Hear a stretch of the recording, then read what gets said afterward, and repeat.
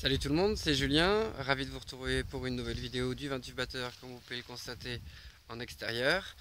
On a fait il y a 3 semaines à moi à peu près une vidéo sur Pomerol, donc il faisait un temps magnifique, j'avais décidé de sortir pour vous montrer un petit peu le village de Pomerol et certaines spécificités. J'ai pris beaucoup de plaisir à faire cette vidéo, donc je me suis dit qu'il serait peut-être intéressant de continuer aussi ce type de format en extérieur.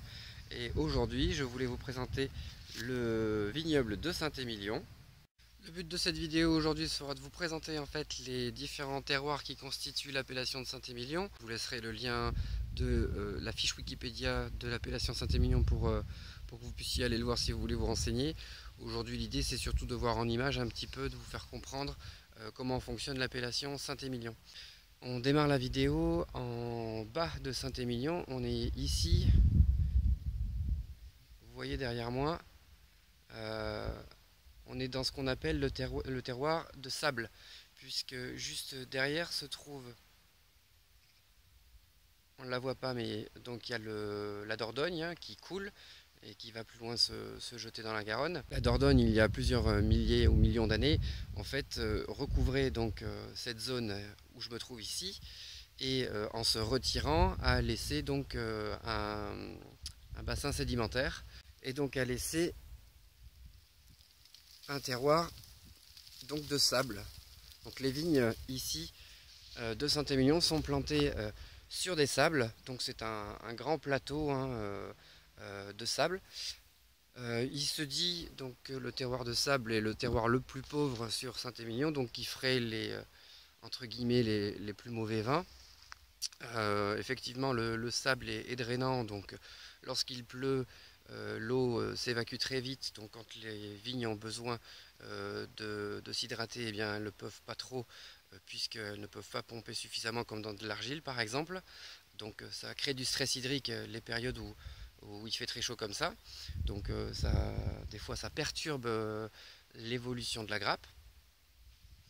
Mais aujourd'hui, il y a quand même pas mal de propriétés sur ces terroirs-là qui font de très jolis produits grâce à la technique qui pallie un petit peu le problème du terroir.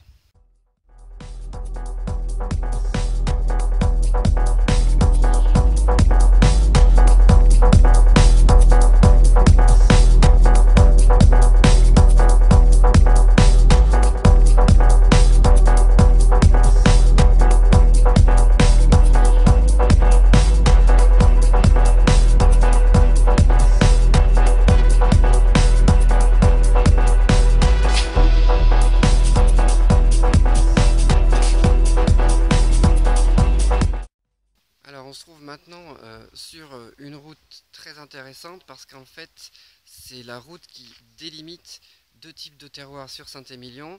Tout à l'heure on était donc de ce côté-là dans les sables et là vous voyez le dénivelé commence à apparaître et on arrive sur le coteau.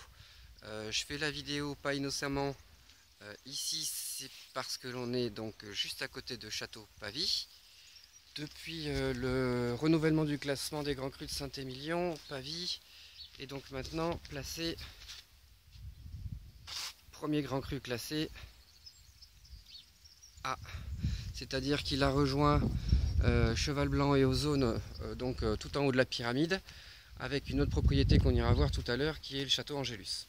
Ce qui rentre dans le cahier des charges pour pouvoir évoluer dans la pyramide du classement. Il faut que la propriété ait quand même une certaine prestance, un certain prestige et une certaine architecture. Il n'y a pas que la qualité du vin qui rentre en ligne de compte pour pouvoir évoluer dans le classement. Puis la colline a été consolidée à ce niveau-là avec un terrassement et donc des murs de gros moellons qui maintiennent la structure de la colline en place. Donc je vous parlais de la route qui séparait les terroirs de sable de terroirs argilo-calcaires. Alors là c'est vrai que depuis quelques jours il fait très chaud, les argiles sont assez sèches, mais je vous montre un petit peu la différence. Voilà, là on est sur des argiles, on n'est plus du tout dans les sables que l'on avait plus bas. Et le fait d'être sur un coteau, lorsqu'il pleut en fait, vous avez du drainage naturel qui permet à la vigne de ne pas avoir les pieds dans la flotte.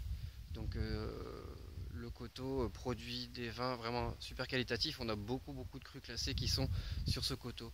Le coteau il se prolonge vers l'est, jusque là-bas sur environ 10 km, sur les villages comme Saint-Christophe-des-Bardes, Saint-Laurent-des-Combes, Saint-Étienne-de-Lys, jusqu'à atteindre l'appellation Castillon.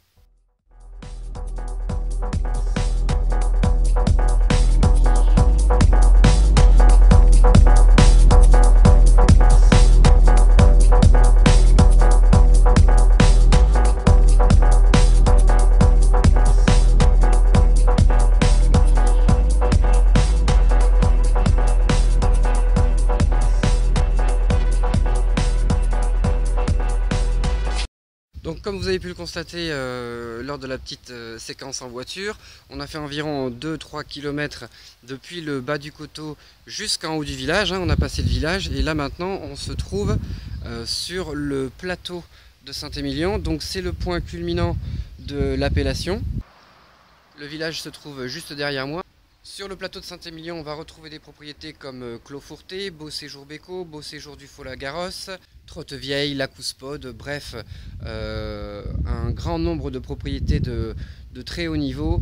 Et c'est parce que ici, c'est vrai que historiquement, les propriétés classées donc entouraient le village. Le terroir ici donc, est le même que sur les coteaux, donc on est sur un terroir d'argile et de calcaire. Un vrai terroir à merlot, donc ici on est à peu près dans des proportions de 70 voire 80% de merlot. Certaines propriétés sur le bas du plateau ici qui vont même monter jusqu'à 100%. Pour ceux qui ne connaissent pas le village, je vais quand même vous faire un petit peu, vous proposer un petit point de vue. Là on est dimanche matin, il est assez tôt, il est 9 h, donc vous voyez c'est quand même assez pratique pour se garer parce que d'ici 1 heure ou 2 ce sera complètement impraticable partout, du bruit etc. Ça fait 2-3 jours que j'essaie de tourner la vidéo et c'est impossible en journée. Donc ici on est face à Clos Fourté qui est vraiment dans le village. Donc Clos Fourté c'est la propriété qui a été utilisée pour le film avec Laurent Deutsch, Tu seras mon fils, je crois, un film dont on fera la revue très bientôt. Il y aura aussi une nouvelle section dans les vidéos du 28 batteur. Après la critique de Mondovino, il y a plein d'autres produits culturels comme bande dessinée, livres, films qu'on peut continuer à regarder ensemble et critiquer. Donc Tu seras mon fils en fera partie. Ça c'était une petite aparté. Donc c'est l'église. C'est là où personnellement j'ai baptisé mon fils. Voilà, donc là les douves maintenant elles ont été aménagées en parking. Mais vous voyez bien, donc là la route et là le début des fortifications et puis donc les douves, elles font tout le tour du village. Ici on aperçoit de très loin l'hôtellerie de Plaisance, le restaurant Michelin du village, là où officier Philippe Etchebest pendant quelques années.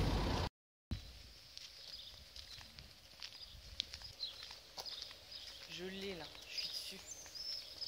Hein, chérie? Ah oui, je l'ai là. Regarde. Ah, j'ai un œuf. Il me faut de la Pokéball parce que je suis nulle à chier. Ça me tente pour toi.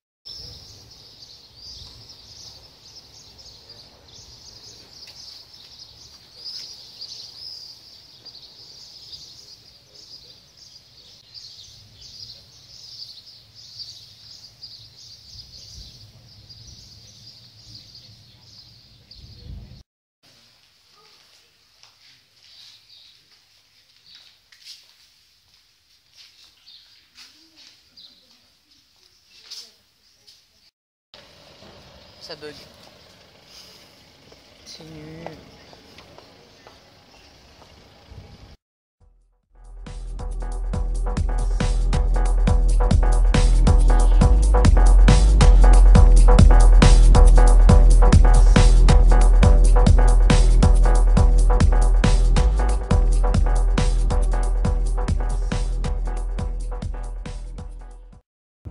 Alors tout à l'heure nous étions sur le vignoble de Château-Pavie. Je vous expliquais que Pavie donc, avait basculé au niveau du classement des grands crus en premier grand cru classé A. Du coup, je voulais aussi vous montrer Angélus, qui est donc la deuxième propriété à être montée au plus haut rang donc, du classement.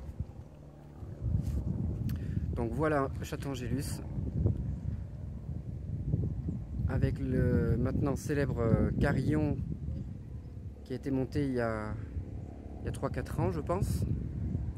Donc la propriété elle est au bout du plateau qu'on a vu tout à l'heure quand on était en haut du village vers Clos-Fourté. Elle est vraiment à la fin de ce plateau et elle va commencer à lécher un petit peu les parcelles de graves où on était en tout début de vidéo.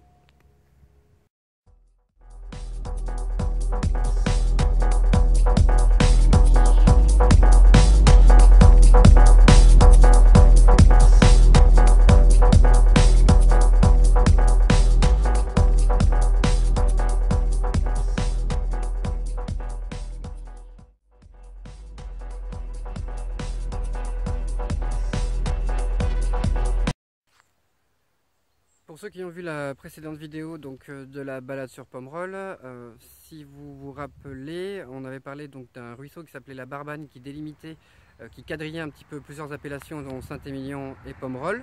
Bien, la Barbanne on la retrouve ici, donc là on est vraiment au nord de l'appellation Saint-Émilion et juste après donc, le petit ruisseau on se retrouve sur l'appellation Saint-Georges-Saint-Émilion.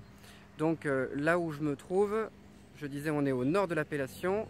La particularité de ce terroir, c'est déjà d'être aussi donc, sur un argilo-calcaire, mais d'avoir une exposition nord. On est donc sur une pente donc, un peu moins pentue que la face sud, mais avec une exposition nord, qui fait qu'on a des vins qui ont une maturité moins importante que ceux qui sont donc versant sud. Et ici sur la zone donc, nord de Saint-Émilion, on va retrouver plutôt des Saint-Émilion et des Saint-Émilion grands crus, mais à ma connaissance, pas ou peu de crus classés ou de grands crus classés.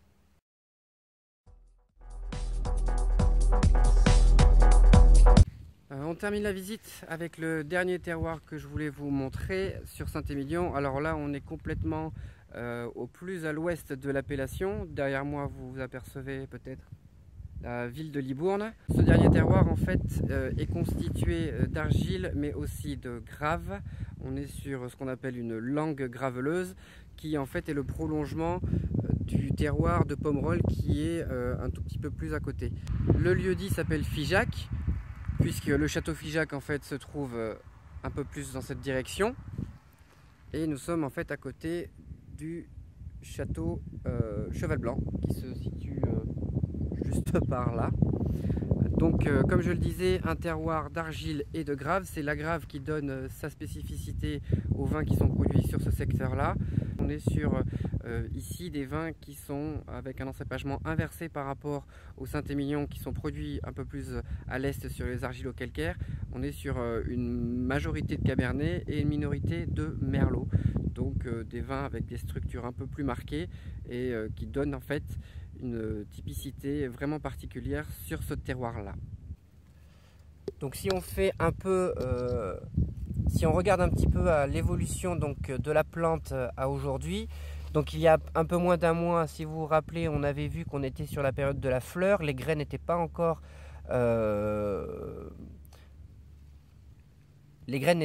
formées. Là on voit quand même que les grappes sont bel et bien formées, il y a de la densité sur les pieds, hein, il y en a quand même beaucoup. Ça va être, je pense, sur le secteur un millésime assez abondant si les conditions météo restent comme elles sont.